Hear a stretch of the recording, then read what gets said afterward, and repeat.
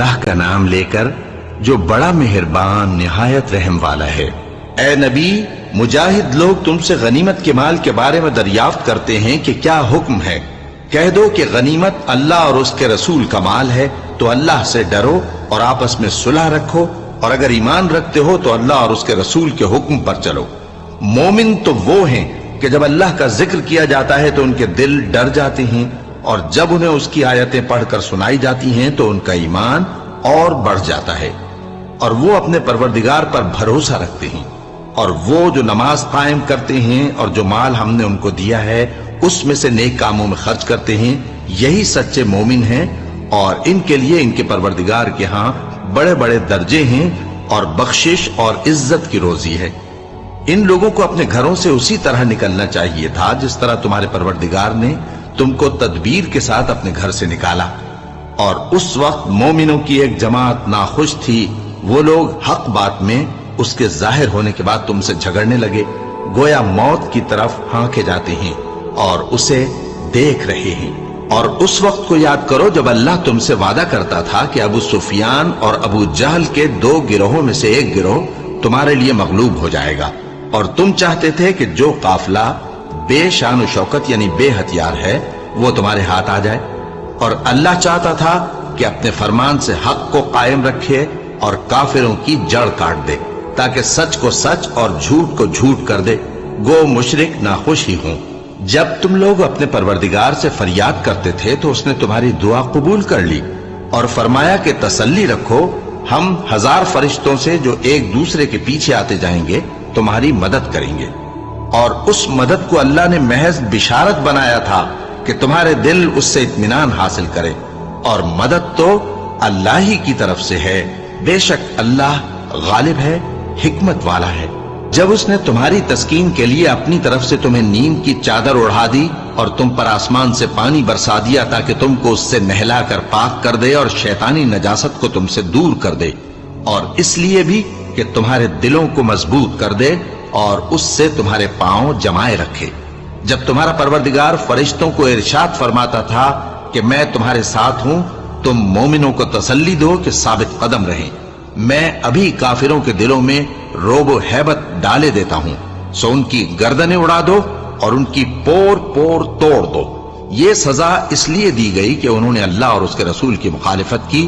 اور جو شخص اللہ اور اس کے رسول کی مخالفت کرتا ہے تو اللہ بھی سخت عذاب دینے والا ہے۔ یہ مزہ تو یہاں چکھو، اور یہ سمجھ لو کہ کافروں کے لیے آخرت میں دوزخ کا عذاب بھی تیار ہے۔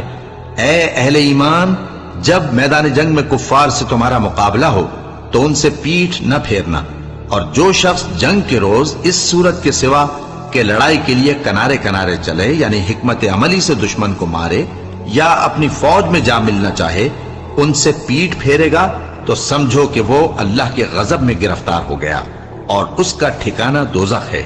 اور وہ بہت ہی بری جگہ ہے۔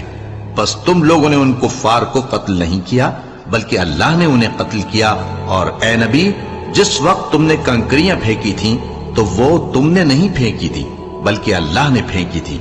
اس سے غرض یہ تھی کہ مومنوں کو اپنے احسانوں سے اچھی طرح آزما لے، بے شک اللہ سنتا ہے، جانتا ہے۔ ہوا بھی یوں ہی، اور کچھ شک نہیں کہ اللہ کافروں کی تدبیر کو کمزور کر دینے والا ہے۔ کافروں، اگر تم فیصلہ چاہتے ہو تو تمہارے پاس فیصلہ آ چکا، اگر تم اپنے افعال سے باز آ جاؤ تو تمہارے حق میں بہتر ہے، اور اگر پھر نافرمانی کرو گے تو ہم بھی پھر تمہیں عذاب کریں گے، اور تمہاری جماعت خواہ کتنی ہی بڑی ہو تمہارے کچھ بھی کام نہ آئے گی، اور اللہ تو مومنوں کے ساتھ ہے۔ اے ایمان والو، اللہ اور اس کے رسول کے حکم پر چلو اور اس سے روگردانی نہ کرو جبکہ تم سنتے بھی ہو، اور ان لوگوں جیسے نہ ہونا جو کہتے ہیں کہ ہم نے سن لیا مگر حقیقت میں نہیں سنتے۔ کچھ شک نہیں کہ اللہ کے نزدیک تمام جانداروں میں بدترین وہ بہرے گونگے لوگ ہیں جو عقل سے کام نہیں لیتے، اور اگر اللہ ان میں خیر کی طلب دیکھتا تو ان کو سننے کی توفیق بخشتا، اور اگر یوں ہی انہیں سنوا دیتا تو وہ منہ پھیر کر بھاگ جاتے۔ مومنوں، اللہ اور اس کے رسول کا حکم قبول کرو، جبکہ رسول تمہیں ایسے کام کے لیے بلاتے ہیں جو تم کو زندگی جاوداں بخشتا ہے، اور جان رکھو کہ اللہ آدمی اور اس کے دل کے درمیان حائل ہو جاتا ہے، اور یہ بھی کہ تم سب اس کے روبرو جمع کیے جاؤ گے۔ اور اس فتنے سے ڈرو جو خصوصیت کے ساتھ انہی لوگوں پر واقع نہ ہوگا جو تم میں گناہگار ہیں، اور جان رکھو کہ اللہ سخت عذاب دینے والا ہے۔ اور اس وقت کو یاد کرو جب تم زمین مکہ میں قلیل اور ضعیف سمجھے جاتے تھے اور ڈرتے رہتے تھے کہ لوگ تمہیں اڑا نہ لے جائیں، یعنی ختم نہ کر دیں، تو اس نے تم کو جگہ دی اور اپنی مدد سے تم کو تقویت بخشی اور پاکیزہ چیزیں کھانے کو دیں تاکہ اس کا شکر کرو۔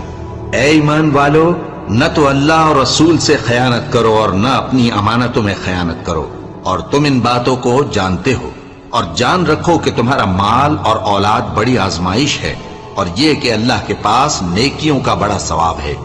مومنو، اگر تم اللہ سے ڈرو گے تو وہ تمہارے لیے حق و باطل کا فرق ظاہر کر دے گا اور تمہارے گناہ مٹا دے گا اور تمہیں بخش دے گا، اور اللہ بڑے فضل والا ہے۔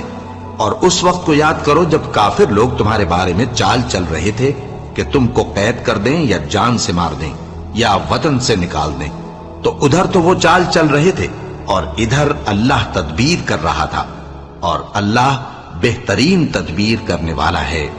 اور جب ان کو ہماری آیتیں پڑھ کر سنائی جاتی ہیں تو کہتے ہیں یہ کلام ہم نے سن لیا ہے، اگر ہم چاہیں تو اسی طرح کا کلام ہم بھی کہہ دیں، اور یہ ہے ہی کیا، صرف اگلے لوگوں کی حکایتیں ہیں۔ اور جب انہوں نے کہا کہ اے اللہ، اگر یہ قرآن تیری طرف سے برحق ہے تو ہم پر آسمان سے پتھر برسا یا کوئی اور تکلیف دینے والا عذاب بھیج دے۔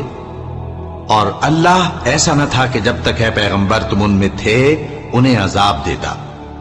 اور نہ ایسا ہے کہ وہ تو بخشش مانگیں اور اللہ انہیں عذاب دے۔ اور اب ان کے لیے کون سی وجہ ہے کہ وہ انہیں عذاب نہ دے، جبکہ وہ مسجد حرام میں نماز پڑھنے سے روکتے ہیں، جبکہ وہ اس مسجد کے متولی بھی نہیں ہیں۔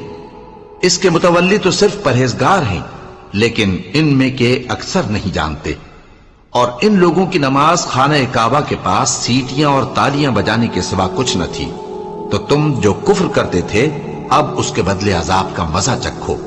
جو لوگ کافر ہیں اپنا مال خرچ کرتے ہیں کہ لوگوں کو اللہ کے راستے سے روکیں، سو ابھی اور خرچ کریں گے، مگر آخر وہ خرچ کرنا ان کے لیے موجب افسوس ہوگا، اور وہ مغلوب ہو جائیں گے، اور کافر لوگ دوزخ کی طرف ہانکے جائیں گے تاکہ اللہ پاک سے ناپاک کو الگ کر دے اور ناپاک کو ایک دوسرے پر رکھ کر ایک ڈھیر بنا دے، پھر اس کو دوزخ میں ڈال دے۔ یہی لوگ خسارہ پانے والے ہیں۔ اے پیغمبر، کفار سے کہہ دو کہ اگر وہ اپنے افعال سے باز آ جائیں تو جو ہو چکا وہ انہیں معاف کر دیا جائے گا، اور اگر پھر وہی حرکات کرنے لگیں گے تو اگلے لوگوں کا جو طریقہ جاری ہو چکا ہے وہی ان کے حق میں بھی برتا جائے گا۔ اور ان لوگوں سے لڑتے رہو یہاں تک کہ فتنہ یعنی کفر کا فساد باقی نہ رہے اور دین سب اللہ ہی کا ہو جائے، اور اگر وہ باز آ جائیں تو اللہ ان کے کاموں کو دیکھ رہا ہے،